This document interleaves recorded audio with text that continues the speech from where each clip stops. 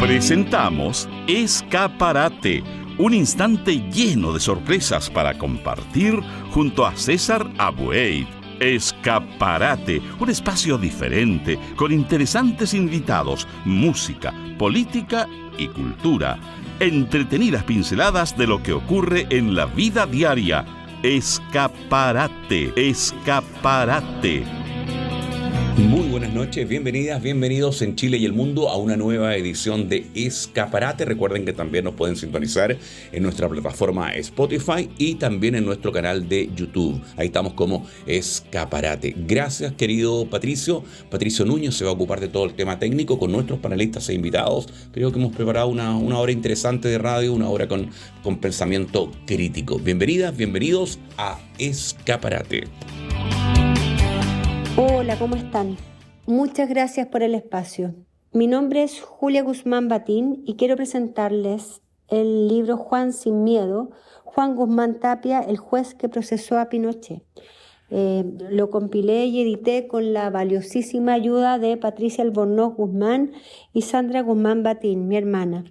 Este libro se compone de dos partes. La primera parte son semblanzas y estas semblanzas a su vez podrían decir que se dividen en 3 capítulos. Antes del juicio a Pinochet, durante el juicio a Pinochet y después del juicio a Pinochet. En este capítulo, en estas semblanzas, participan colegas, amigos, familiares de víctimas, testigos, detectives, en fin, periodistas que muestran su mirada, que muestran sus recuerdos y que van conformando una suerte de mosaico que recuerda a mi padre y que también recuerda esta época que fue tan compleja en la que él investigó todos estos crímenes de lesa humanidad. Y por otro lado también hay una parte importante de este libro que se compone de artículos que tratan los temas como la cronología de la detención de Pinochet en Londres, la jurisdicción universal, el rol de mi padre como defensor de los derechos de los pueblos indígenas, las presiones que recibió la jurisdicción universal, también de la soledad y el miedo que puede experimentar el juez. En fin, es un libro muy variado, pero que nos muestra a un hombre y también una época. Muchas gracias. Escaparate, pensamiento crítico. Hola amigos y amigas de Escaparate, soy la Misle y quiero invitarlos a escuchar mi nueva canción. Es un rap nacido entre la ciudad, las contradicciones y también la esperanza. Un tema que habla de las calles, de lo que vemos todos los días y de esas verdades que a veces incomodan, pero que también despiertan. Muchas veces las ideas de mis canciones aparecen cuando salgo a andar en bici, pedaleo, llego al parque, me siento a escribir y dejo que todo fluya. Y esta canción tiene mucho de eso, movimiento, reflexión y ganas de seguir adelante aunque el mundo pese. Entre ruedas, versos y resistencia, esta canción busca transformar la acción en música y la música en reflexión. Así que súbanle al volumen y acompáñenme en este viaje. Misle y, bueno, esta rueda no se detiene.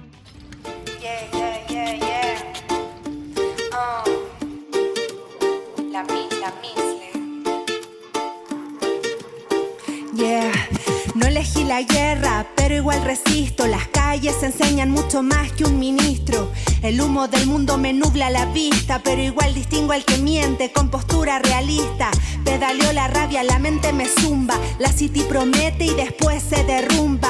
El verde es lujo hacia el oriente en altura. El cemento bajando por dignidad arrasa toda la estructura. Nos ven como ovejas pero sin rumbo. La tele te adiestra, el sistema da tumbos. Todo ordenado, todo al alcance del ojo. Mientras afuera se lucha por alimento, no por antojo. No nací en la herida pero vi la sangre. No dormí con hambre pero vi el alambre. No crecí en barro pero vi el descaro del que pisa al otro y lo llama raro. Pedaleo entre árboles y luz que se cuela. Mi cuaderno guarda versos que se desvelan. La tarde se estira y el aire inspira. Mi mente se eleva, mi voz gira y respira. Entre risa y humo la hoja se llena. Las ideas se enredan, la ciudad resuena. Rodando en círculos el parque me abraza. Cada trazo y pedal me aleja de la amenaza. Rueda la rueda, no calla, no frena, mi calle resuena aunque nadie la entienda. Juego palabra, palabra me juega, la rabia no mata, pero pega. Rueda la rueda, respiro y disparo, versos rabiosos, objetivo claro. No elegí la guerra, pero soy guerrera, me levanto igual porque me ayuda la tierra. Burbuja reventada, conciencia encendida, miradas dormidas, verdades prohibidas. Hay barrios que brillan y otros que arden. Hay manos que se ensucian con mierda, otras con arte. A veces quien todo tiene cierra el abismo. Cree que el mérito borra el clasismo, cree que el mérito borra el racismo. Mismo patrón, distinto espejismo. El barrio enseña lo que el aula omite. La rabia se aprende, el miedo se admite. Los techos no son iguales, ni los caminos, y cada día se paga con sudor y con destino. Ruedo, ruedo, ruedo, ideas rebeldes, rompo redes, rimo paredes, rezo, rezago de razón rasgada, razón que ruge, rabia guardada. No soy Miss, ni Len, ni Michelle, ni Misle, hermano. Soy la Mile sonando y rompiendo el tramo. Connie o Cona, como me dice la Tami. Coneja o conejo, como me dice mi mami. Sí sé que soy mamona y no me da vergüenza, no me hago la weona.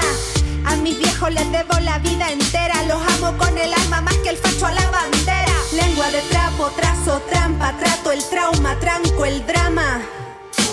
Trueno el truco, trama, mi voz se planta, mi verso llama.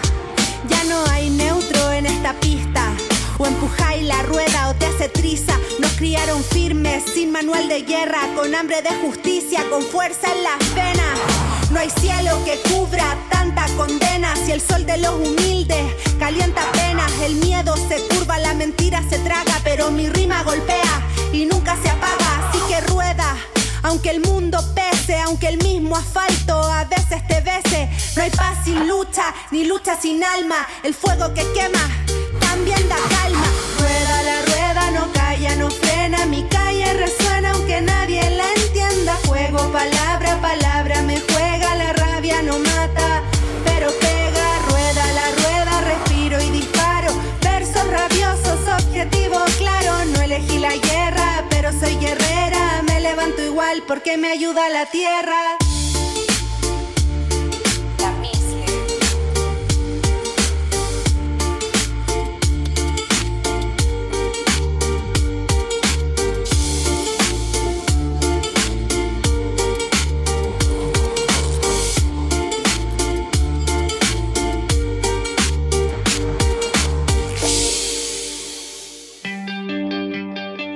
Escaparate, pensamiento crítico.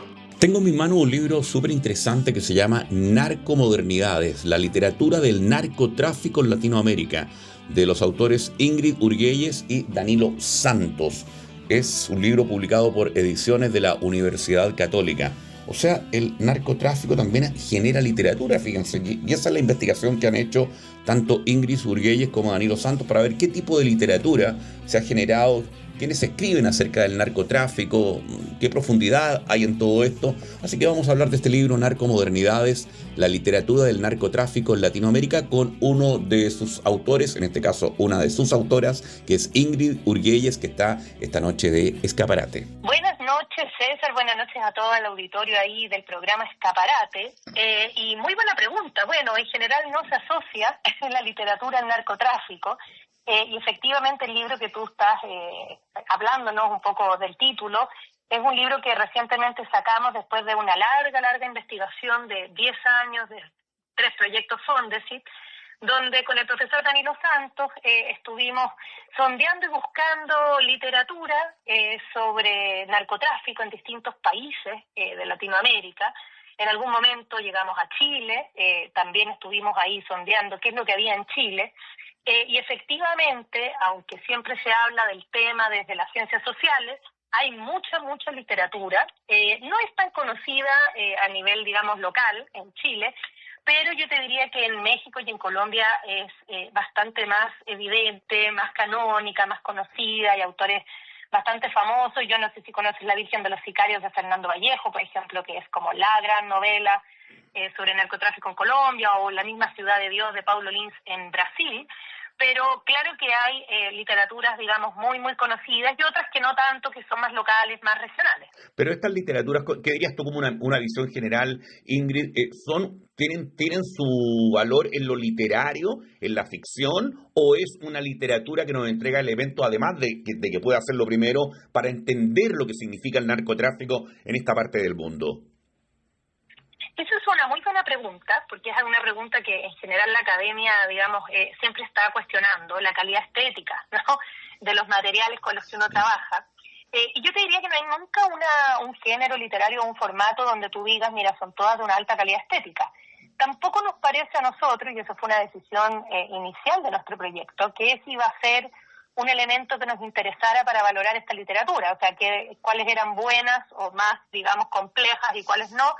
En general no fue, digamos, una manera en que nosotros nos acercábamos a la literatura sobre el narcotráfico, porque nos interesaba mucho más la representación literaria del fenómeno, es decir, pensar por qué en ciertos lugares de Latinoamérica hay escritores que están usando la ficción, no el periodismo, no la nota roja, sino que la ficción literaria, para contar lo que está afuera. Y independiente de la complejidad de la escritura, y si es de alta o baja calidad estética, que te digo, no son parámetros que nosotros usemos, yo tampoco, la verdad me parece un poco conservador pensar así, encontramos que efectivamente había ciertos lugares donde salía mucha o estaba produciéndose mucha esta literatura. Y claro que es una literatura además que tiene, digamos, un género específicamente cercano al realismo. Y por eso también son historias que se cuentan respecto de lugares donde ocurre, digamos, la violencia del narcotráfico, y estas novelas lo que hacen es un poco reflejar esa realidad. Y las hay de distintas formas, hay unas que por supuesto elaboran un poco más, de manera mucho más compleja, por ejemplo, no sé, hay una novela de Yuri Herrera en México que se llama Los Trabajos del Reino, que cuenta un poco la relación entre un narcocorridista y un capo del narcotráfico a través de un cuento de hadas. Ahí hay un mecanismo estético bastante más elaborado. O también hay novelas súper realistas, donde uno a veces no sabe incluso como lector diferenciar qué es ficción y qué no. Y ahí hay un elemento también que es bien importante en estas novelas. Muchas de ellas, la mayoría de ellas, son escritas por periodistas, efectivamente. Y cuando tú vas y entrevistas a los autores y les preguntas, oigan, ¿por qué ustedes eligieron la ficción para contar toda esta violencia?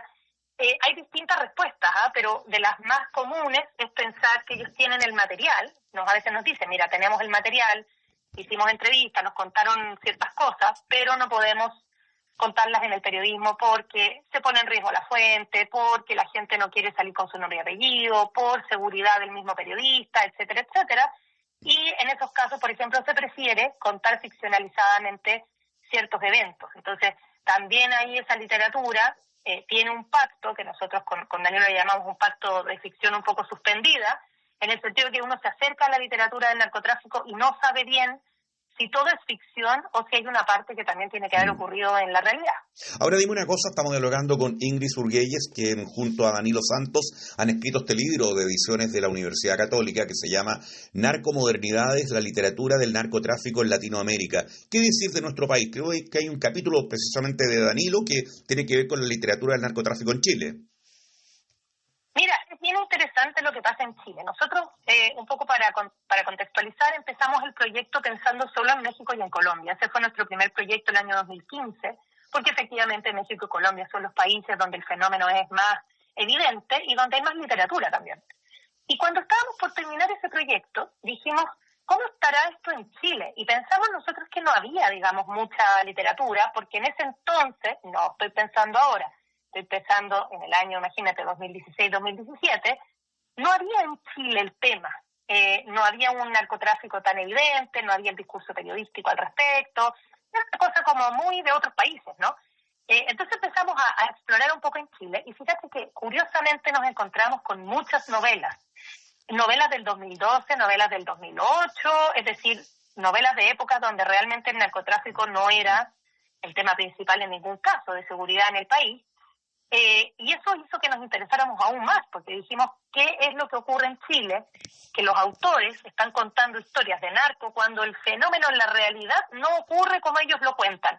También hay una serie de su momento, Prófugos, que salió en Netflix, donde esa serie, por ejemplo, hablaba de un narcolaboratorio en el desierto, cosa que en ese entonces no ocurría, pero donde, claro, hay toda una ficción respecto de que Chile podría ser como Colombia o como México, o también el triunfo de esta serie del Patrón del Mal, que le fue muy bien en Chile, que también hizo que hubiera todo un imaginario. Entonces, lo que al final concluimos, después de un poco explorar este segundo proyecto sobre Chile, era que en Chile había una imaginación sobre el narcotráfico, un poco embebida de los relatos audiovisuales, sobre todo, las series, todo lo que aparecía en México y Colombia, una apropiación cultural que se hacía desde Chile, donde en vez de haber una violencia como tal, violencia que había en ese entonces en México y en Colombia muy gore, muy explícita, en Chile había una especie como de violencia atenuada, es decir, no estaba, digamos, esto del crimen organizado como tal, había microtráfico, no habían capos, habían grupitos muy pequeños, células, no había sicariato en ese entonces como lo que vemos ahora, pero sí estaban las novelas. Entonces, por ejemplo, aparecían novelas muy de escritores bastante de alto renombre, como Ramón Díaz de Perovich, reciente Premio Nacional de Literatura, o, por ejemplo, también las mismas series, ¿no? Rodrigo Ramos Bañados también tenía esta novela Pop, o Boris Quercia, o sea, habían muchas novelas que nos pareció muy interesante y todas ellas contaban estas historias de narcotráfico, o por ejemplo, Matadero Franklin de Simón Soto, muy buena novela, por cierto, que también hablaba, ¿no?, de esta como incipiente tráfico en Chile, pero siempre un poco el narcotráfico siendo usado para hablar de otras cosas, ¿no? O sea, en Chile se quería hablar del neoliberalismo, se quería hablar de la dictadura, se quería hablar de otro tipo de violencias, y el narco era una especie como de excusa un poco para hablar de los problemas sociales reales de Chile. Y ustedes cuando toman estas obras, estas obras literarias, ¿no es cierto?, que son la narcoliteratura, ¿cuál es el trabajo que realizan ambos? Tú y Danilo Santos son doctores en literatura, tú además de abogada. ¿Qué hacen ahí? Tú también eres magíster en letras. ¿Qué pasa ahí? Con ese conocimiento, ¿cómo empiezan a escarbar ahí? Mira, nuestro proyecto nos falta una persona aquí, porque este libro es como un libro con Danilo, pero tenemos otra co-investigadora, que es Ainhoa Vázquez. Ella un poco se ha especializado mucho en música últimamente y sacó un libro muy, muy bueno sobre narcomasculinidades en Planeta hace poquito. Los otros tres estuvimos desde el principio del proyecto un poco dividiéndonos la pega. ¿Y por qué ella no aparece en el libro? Ella está en todos los libros anteriores. Lo que pasa es que este es un libro que hicimos en el último proyecto, un poco agarrando parte de mi tesis doctoral y un artículo y un par de artículos de Danilo. Perfecto. Ainhoa, por su parte, sacó un libro que les voy a aprovechar de hacer publicidad, muy bueno, que es de su proyecto, porque ella también tiene un proyecto, paralelo, que lo hizo en México y lo lleva adelante acá en Chile, que es sobre narcocultura. Y de hecho ganó un premio y todo por su último libro, que es un libro muy, muy bueno. Entonces cada uno ha ido como especializándose en temas un poco diferentes. Yo me centro más en México, por ejemplo, y Colombia. Danilo se metió más en Chile y en lo que le llamamos narcoandino, que era la frontera de Perú, Chile y Bolivia, donde hay novelas que tienen que ver con el cultivo más bien, cultivo y producción de la cocaína, pero en una lógica súper andina, a veces asociada a la Amazonía, como una cosa muy que tiene que ver con la explotación del territorio, más que con el narcotráfico como cárteles, digamos. Y Ainhoa se fue mucho por el género, masculinidades, y por la música, ahora último, ¿no? Productos culturales un poco más de masa. Y en ese sentido, claro, nos íbamos dividiendo esa pega, cada uno iba tomando, digamos, distintas aristas. Ainhoa siempre trabajó series, por ejemplo.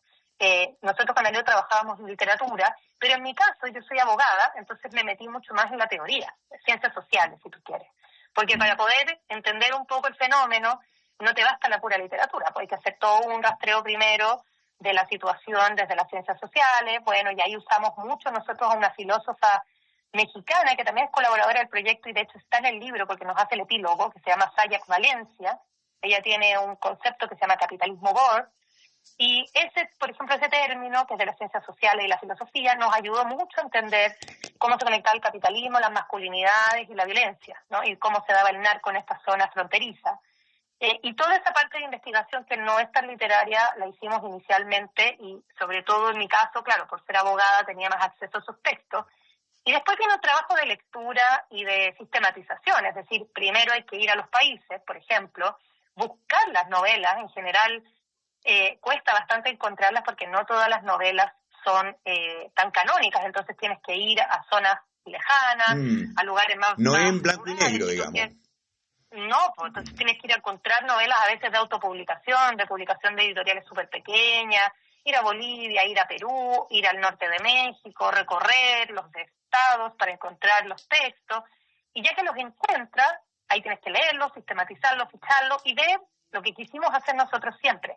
Recurrencias, cosas que se parecían entre las novelas, y se podían pensar como un gran corpus de narcotráfico donde tuvieran cosas en común, es decir, todos los autores tuvieran ciertas preocupaciones en común, y efectivamente encontramos, y así hemos ido nosotros modificando algo que le llamamos tipología, pero que en el fondo era encontrar estas características específicas de cada zona, y teníamos primero una tipología como mexicano-colombiana, después la variamos a una chilena, y finalmente una especie de plataforma cultural que funciona más en lo andino, que tiene que ver con Perú y Bolivia, y cómo varían también, o sea, la diferencia entre México y Colombia y lo andino, etcétera, o sea, ver recurrencias, ver cosas diferentes en distintos lugares, pero es un trabajo bastante meticuloso que hay que hacer, y de hecho llevamos nosotros 11 años en estos proyectos. Este libro que tú tienes ahí es un poco el resultado de 11 años de investigación. Imagínate. Bueno, ahora se les va a acabar la plata porque el presidente dice que si ustedes no dan trabajo con la investigación, hay que revisar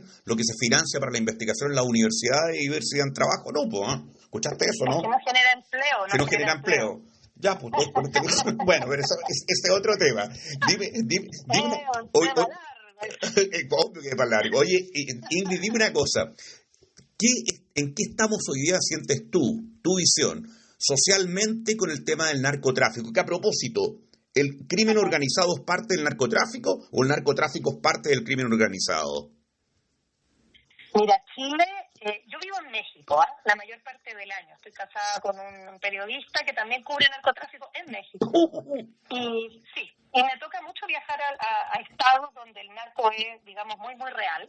Voy bastante a Tijuana, Culiacán, o sea, zonas que son peliagudas. Y hablo un poco con la gente de allá, y me muevo harto en el mundo del periodismo también en México.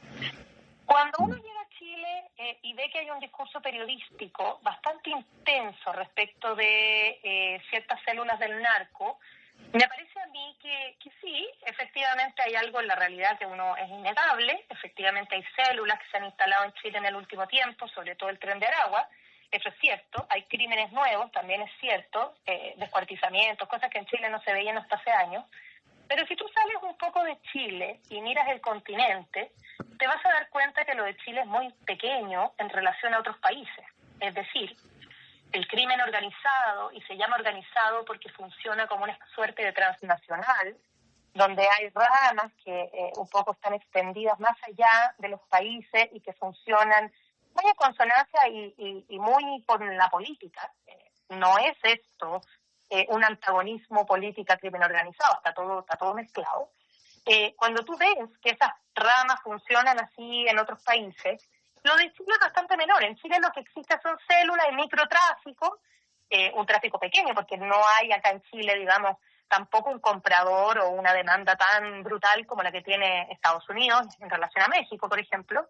Entonces la verdad es que, claro, al compararlo, tú dices acá hay un discurso bastante, no artificioso, pero un poco exacerbado por lo mediático. En México, digamos, acá hay noticias respecto de estos temas, y si hay un crimen, ese crimen lo cubren, existe, hay cierta impunidad, pero es pequeña.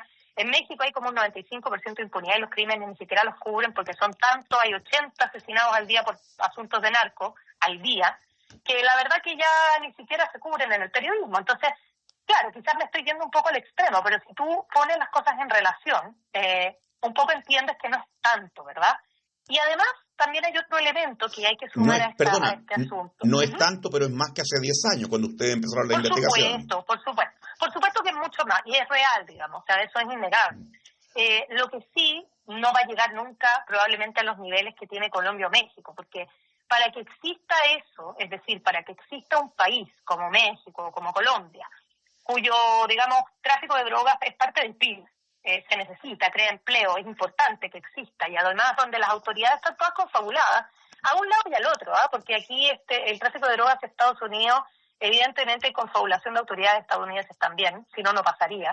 Y hay narco al otro lado también. Nunca se habla del narco que hay en Estados Unidos, pero la droga llega hasta la frontera y ahí se teletransporta mágicamente a las casas de cada persona. Esa parte de Estados Unidos que no se habla y que efectivamente está toda coordinada, es un poco complejo que ocurra aquí, porque nosotros somos un corredero de droga más bien. No tenemos nosotros ese comprador, te digo, al lado, que sea tan importante como para que Chile tenga producción de droga propia enorme en gran cantidad. Ahora, te voy a decir algo. Para que exista narcotráfico tiene que haber colusión de las autoridades, si no, no puede ser. Y ahí hay algo que Chile tiene que preguntarse. Es decir, en los últimos 10 años entró el narco a Chile, sobre todo el narco que viene del Tren de Aragua, el venezolano, o también algunos cárteles colombianos, pero la pregunta es, bueno, ¿y dónde están el tema de las autoridades? Porque es muy difícil que en un país funcione el narcotráfico sin que haya colusión, sin que haya, digamos, confabulación, complicidad, participación de autoridades, es casi imposible.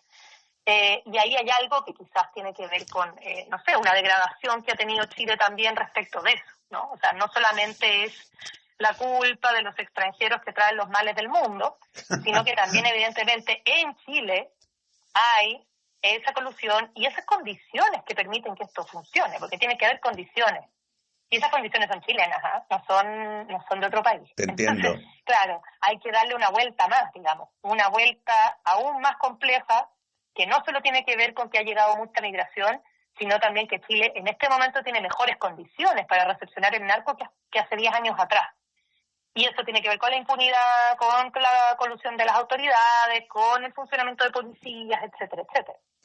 Ingrid, solo agradecerte esta conversación en Escaparate de Radio Universidad de Chile. Reitero, Ingrid Urguelles, abogada, doctora en literatura y todo lo demás, ¿no es cierto? ¿Qué más me falta? ¿Magíster en? ¿Eres magíster en? Letras también. Pues magíster en letras, perfecto. Y que ha escrito este libro con Danilo Santos, doctor en literatura también, de la Universidad de Buenos Aires, profesor, aquí estoy leyendo el mismo libro, profesor asociado de la Facultad de Letras de la Pontificia Universidad Católica de Chile, y me enredé un poco, porque está la tercera autora que no aparece, pero no está bien que no aparezca. ¿Cómo es la cosa? No, lo que pasa es que estoy hablándote de los proyectos Fondesit, y en los proyectos Fondesit nosotros tenemos una co-investigadora que participó con nosotros durante casi todo el proyecto. Te digo participó porque nuestro proyecto ya terminó, no porque ella se haya ido. El proyecto nuestro de Fondesit, porque el presidente dice que no sirven estas cosas, entonces quién sabe si lo vamos a poder renovar. Ya. Pero efectivamente nosotros, este año se terminó, digamos, todo el proceso de Fondesit, y como fin del Fondesit hicimos 2 productos básicamente. Nosotros con Danilo hicimos la parte más de literatura, y Ainhoa, que se llama Ainhoa Vázquez, sacó un libro sobre narcocultura, porque ella derivó siempre a productos de masa, productos culturales más masivos, y sobre todo el tema del género, masculinidades. Entonces yo te diría que salieron del Fondesit 2 libros, este de narcomodernidades que tú estás presentando, y el de Ainhoa que se llama Narcocultura. De acuerdo, que lo publicó con Planeta, me dices tú. Pero respecto... País 2. ¿País 2? Pero no, País 2 parece que es un sello de Planeta, ¿o me equivoco? Tienes toda la razón. Parece que Planeta, sí. Bueno, pero para no enredarse... Pero no un premio, y eso es importante. Te iba a decir que para no enredarnos, este libro ustedes lo encuentran en librerías de ediciones de la Universidad Católica y se llama Narcomodernidades, la literatura del narcotráfico en Latinoamérica, de Ingrid Urguelles, que ha conversado con nosotros, reitero, y Danilo Santos. Un tremendo abrazo. Gracias por la contribución, querida Ingrid. No, muchas gracias a ti, César, y un saludo aquí a la audiencia. Hola César, y hola a todos los amigos de Escaparate. Mi nombre es Andrea Moreno y soy directora de Fondalur Perros Guía Chile.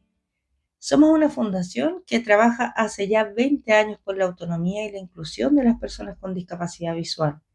Hacemos rehabilitación funcional, incluyendo la orientación y movilidad, el uso de celulares y computadores por lectores de pantalla, habilidades de la vida diaria, lectoescritura braille, por supuesto, anteponiendo la salud mental como eje fundamental de la rehabilitación, también la inclusión laboral y aquellos espacios tan necesarios como los comunitarios y sociales.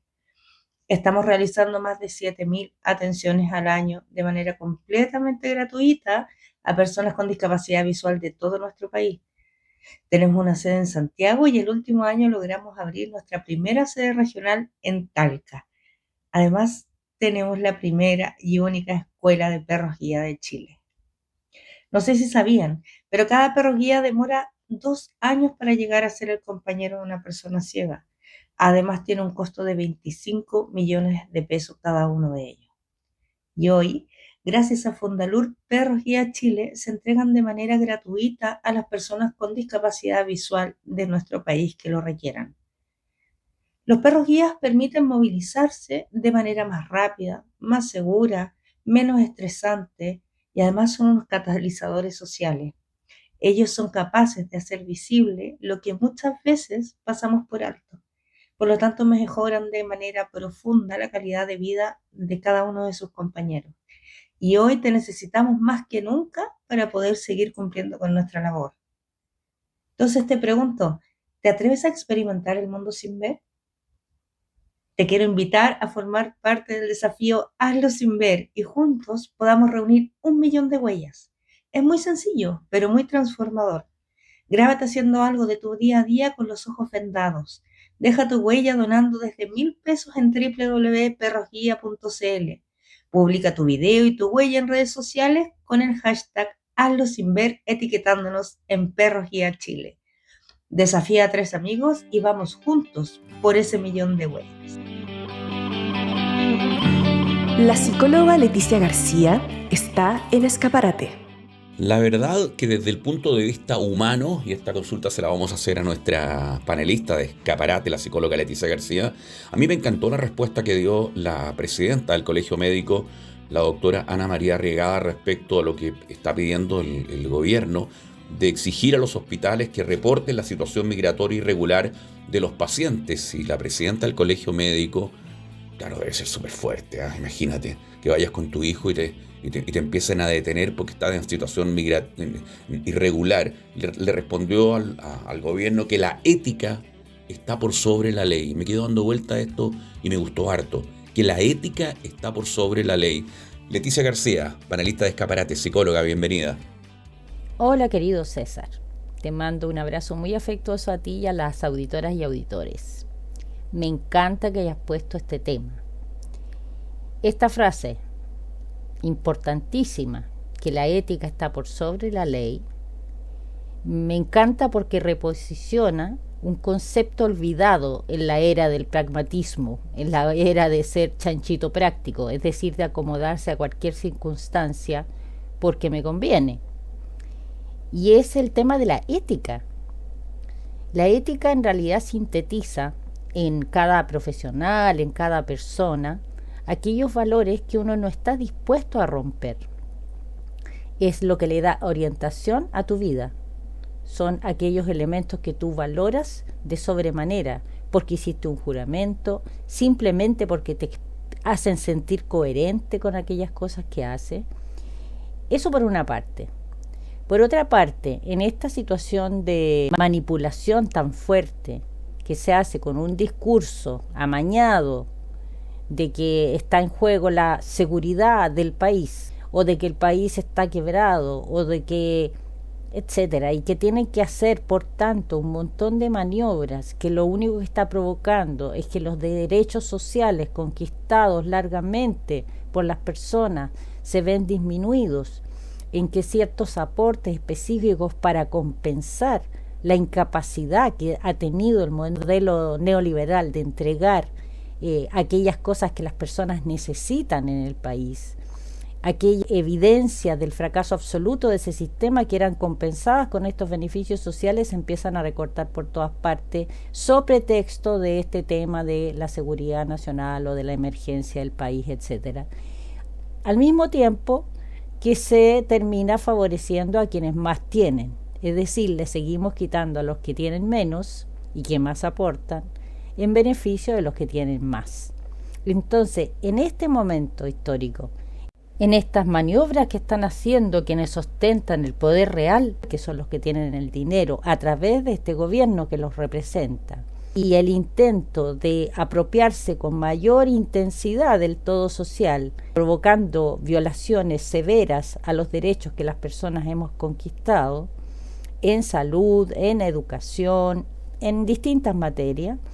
El que separe a alguien del colegio médico y diga la ética es superior a la ley, en realidad es un acto de no violencia activa. Y respecto de ese tema, me gustaría hacer una cosa media pedagógica, porque a veces se confunde la no violencia activa con el pacifismo. El pacifismo es oponerse a cualquier tipo de guerra. La no violencia activa es oponerse a todo acto injusto contra la humanidad. Es la resistencia justa contra todo tipo de violencia.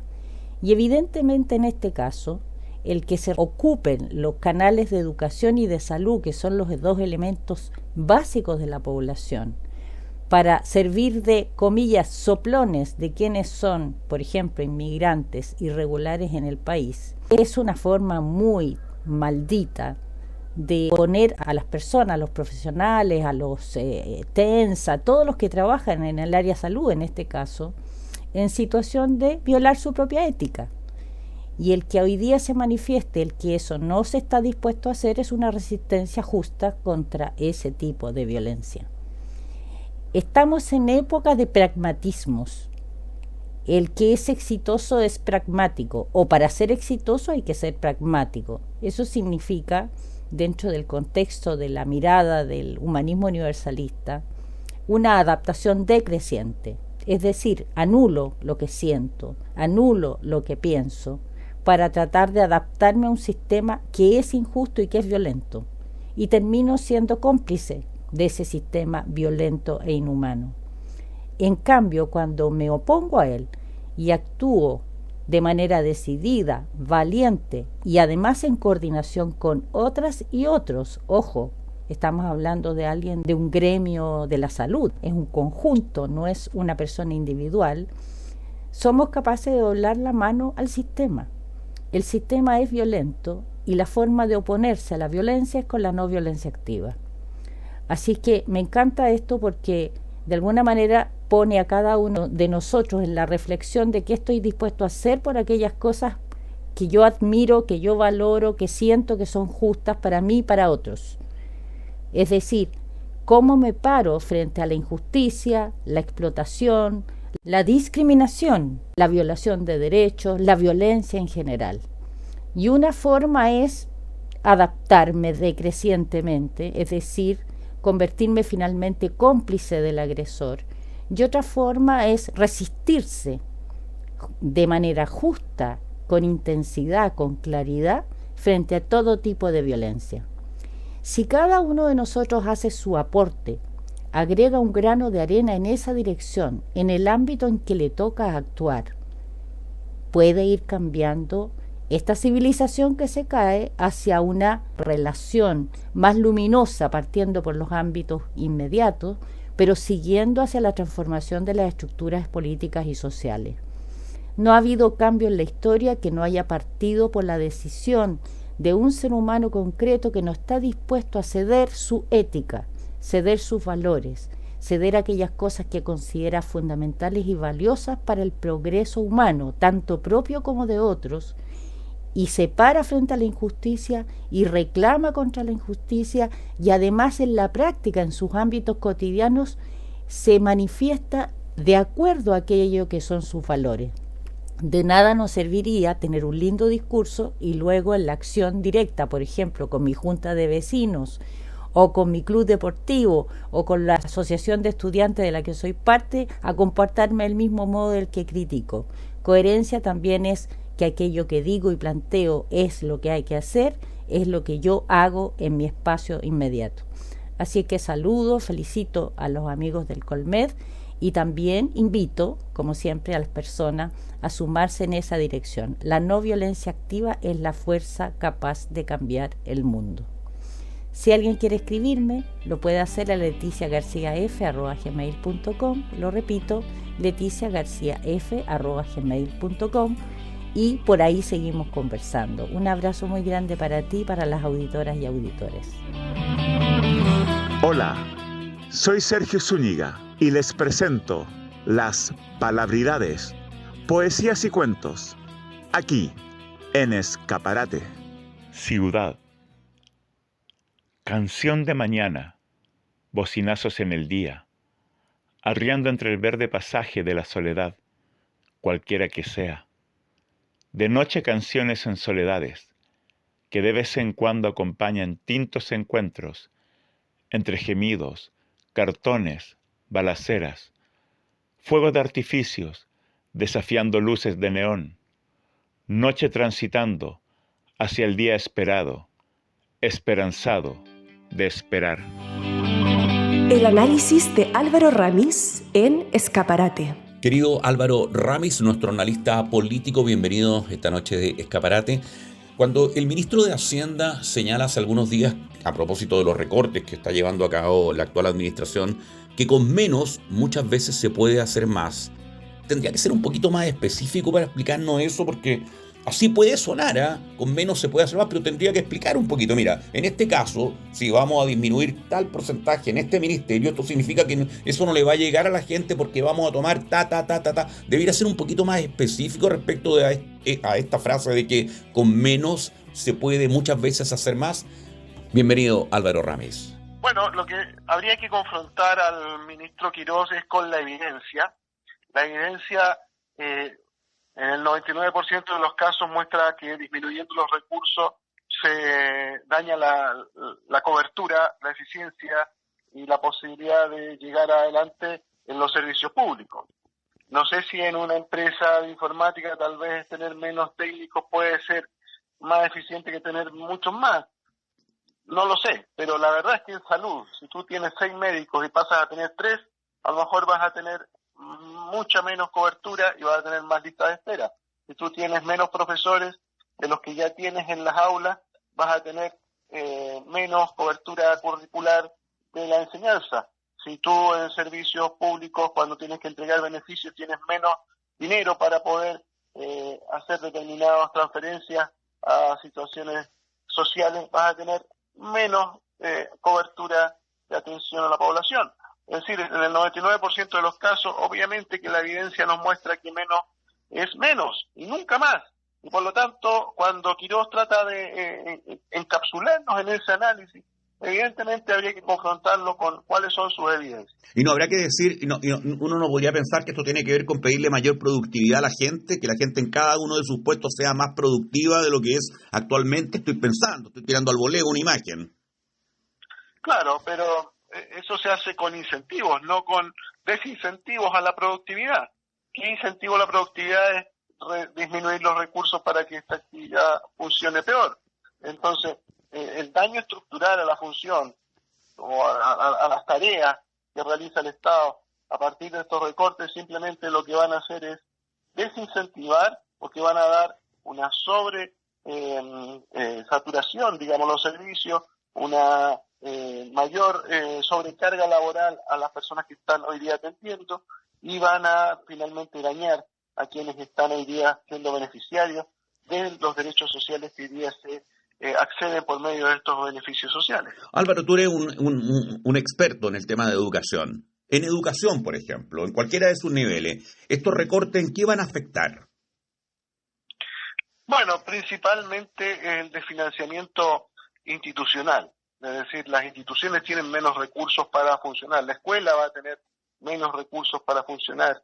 Los NEP ya tienen, se ha podido cuantificar cómo van a perder, digamos, densidad financiera para poder atender a sus necesidades. Entonces, estamos en un contexto donde en educación el desfinanciamiento de las instituciones genera efectos muy dañinos. Y en el tema de salud, lo que tú has leído.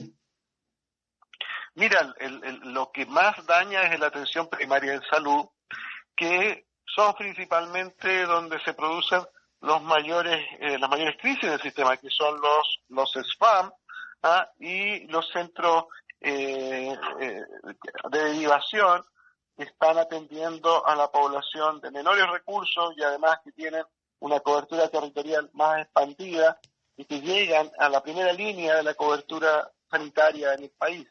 Por eso es que los alcaldes, no sé si vieron la imagen, tiraron un ataúd a la moneda con la sigla APS, Atención Primaria de Salud, indicando la muerte de la APS. En ese nivel estamos, ¿no? Es como el financiamiento donde va a tener que despedir a mucha gente porque no va a poder mantenerse los recursos para poder contratar. Entonces, ahí hay una gran crisis que se está planteando. El 84%, como un dato, el 84% de las chilenas y los chilenos estamos en FONASA. Exacto, y eso forma parte también de la crisis que aquí se está planteando, digamos, un desfinanciamiento deliberado. ¿Para qué? Para fortalecer el sector privado, ¿no? Entonces, lo que ellos buscan no es solamente debilitar el sector de la atención primaria en salud pública, sino fortalecer y derivar toda esa gente a atenciones privadas, que es lo que buscan finalmente, y en general transferir esos recursos al sector privado por medio de vouchers de atención a la atención de la gente. Álvaro Ramis es nuestro analista político, está dialogando con nosotros aquí en la radio. ¿Qué piensas tú, Álvaro?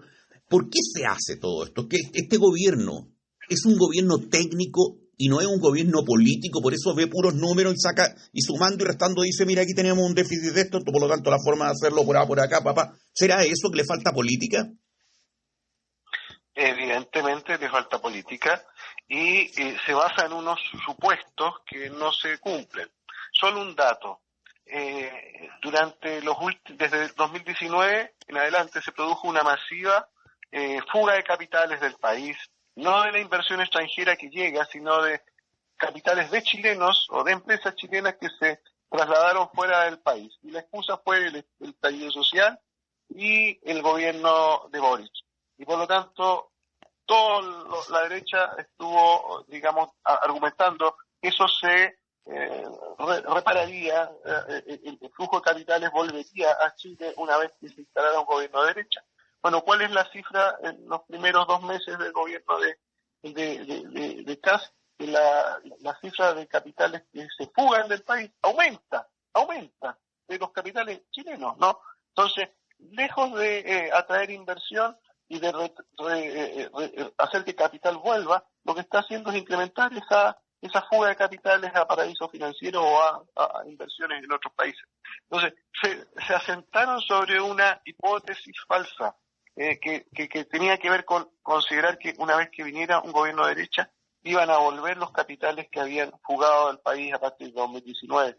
Y se está produciendo todo lo contrario. Entonces, acá hay una serie de presupuestos que estaban bajo el análisis, sosteniendo el análisis del gobierno de Kast, que están profundamente errados. Te llevo al plano internacional en este análisis político. ¿Te dejó algo profundo el encuentro entre China y Estados Unidos, sus presidentes? Bueno, hay que hablarlo en términos de las dos tiempos, las dos temporalidades que tienen estos dos líderes, ¿no? Trump quiere acuerdos de corto plazo, porque él tiene un mandato de 4 años, ya ha gastado 2 años, y además tiene elecciones en noviembre de medio término. Y por lo tanto está pensando en el cortísimo plazo. China está pensando en el larguísimo plazo, y por eso su respuesta fue un concepto, ¿no? En la estabilidad estratégica constructiva. Ese es el concepto que usó Xi Jinping. ¿Qué quiere decir eso? Que ellos lo que quieren hacer es estabilizar el mundo, los chinos. ¿Para qué? Para poder seguir ganando tiempo, para poder seguir desarrollándose, y eso es lo que ellos llaman constructiva.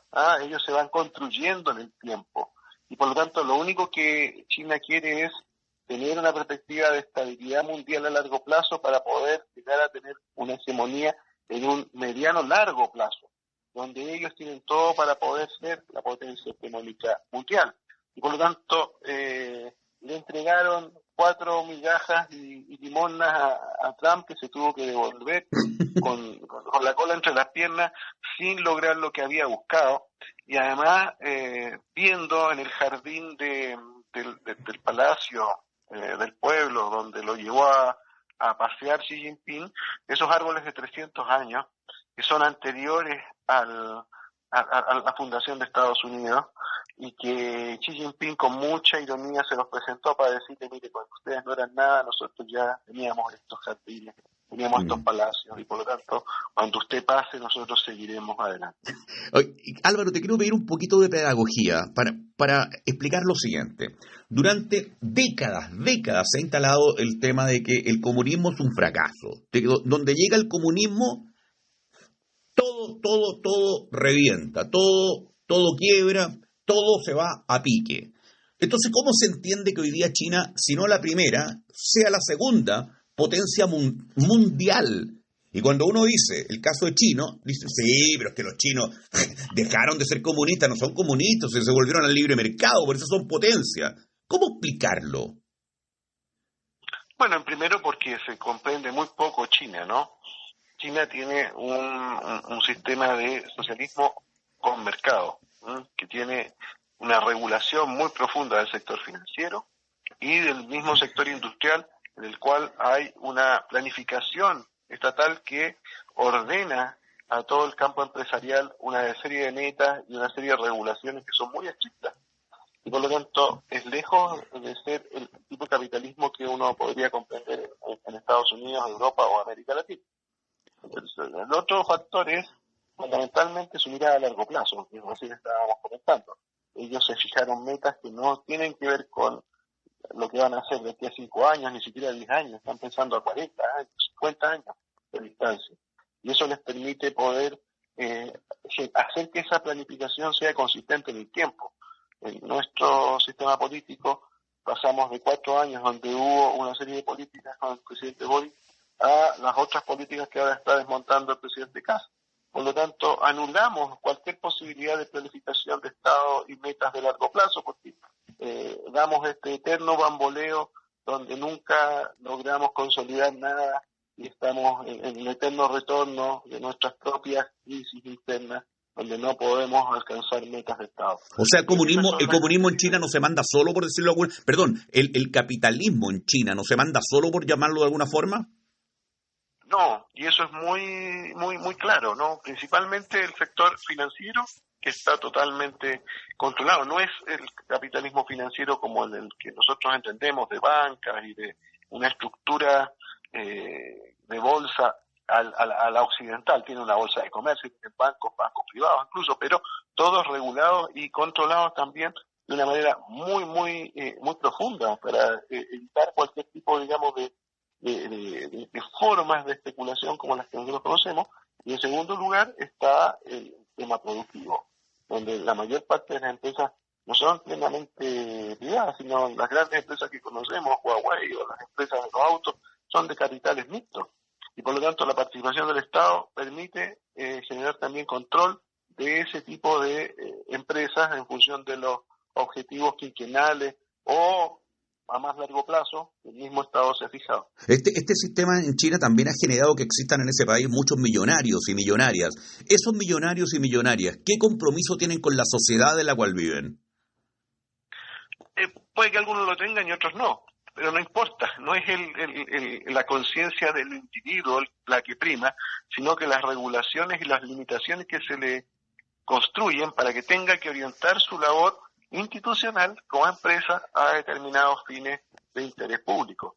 Esa es la diferencia. No hay que hacerse una idea de que son por naturaleza moralmente superiores. Pueden ser igualmente con las mismas vicios, taras y malas costumbres que cualquier otro empresario. El problema es cómo están incrustados el rayado de cancha. Formas de regulación. Sí. Álvaro Ramis, nuestro analista político, un tremendo abrazo, gracias por tu aporte de todas las semanas. Muchas gracias a ti. Hola, ¿cómo están? Un saludo a las amigas y amigos de Escaparate de parte de Fundación Sol. Actualmente, Chile se ha convertido en un país de arrendatarios. Un reciente estudio de la Universidad de los Andes estima que el 80% de los hogares no puede pagar una vivienda. En 2017, este porcentaje era un 60%. El fuerte aumento en la cantidad de personas que arrienda y no puede comprar una vivienda de similares características se debe al congelamiento de los salarios y al aumento del costo de las viviendas y las tasas de créditos hipotecarios. Por esta razón, la nueva metodología para la medición de la pobreza en Chile utiliza 2 líneas de pobreza, una para hogares que no arriendan y otra para hogares que arriendan. Para un hogar de 3 personas que no arrienda, la línea de la pobreza es de 540.000. Para un hogar de similares características que arrienda, es de 802.000. El congelamiento salarial afecta gravemente la posibilidad de acceder a una vivienda, en un contexto en que el 70% de las personas ocupadas en el sector privado ganan menos de 800.000 pesos líquidos, de acuerdo a la encuesta CACEN 2024. Por ello, para mejorar el nivel de bienestar de la población en Chile, se requiere con urgencia de instancias de negociación ramal, más allá de la empresa, que permitan reducir la desigualdad, mejorar la distribución del ingreso y aumentar los salarios. El análisis de cifras y estadísticas que realizamos en Fundación Sol es gracias a la red de donantes que mes a mes nos hace un aporte. Si deseas ser parte de esta red, ingresa al banner de nuestra página web, fundacionsol.cl, que dice Donar. Ahí podrás ingresar un aporte único o un aporte mensual. Escaparate. Pensamiento crítico. Gracias al querido Patricio Núñez, que estuvo en toda la puesta en el aire. Recuerden que estamos en la plataforma Spotify y también nos pueden sintonizar en nuestro canal de YouTube como Escaparate. Nos vamos con una canción de 1964 con un grupo británico, igual que los Beatles, y tenía un sonido bastante parecido, diría yo, de Dave Clark 5, Because.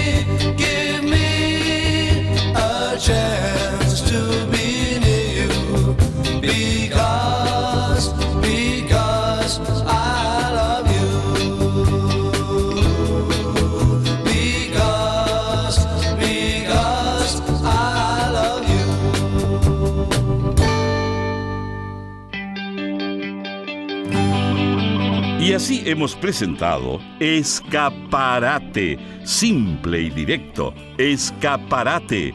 El próximo domingo a las 21 horas en Radio Universidad de Chile, César Abueit regresa con Escaparate, Escaparate.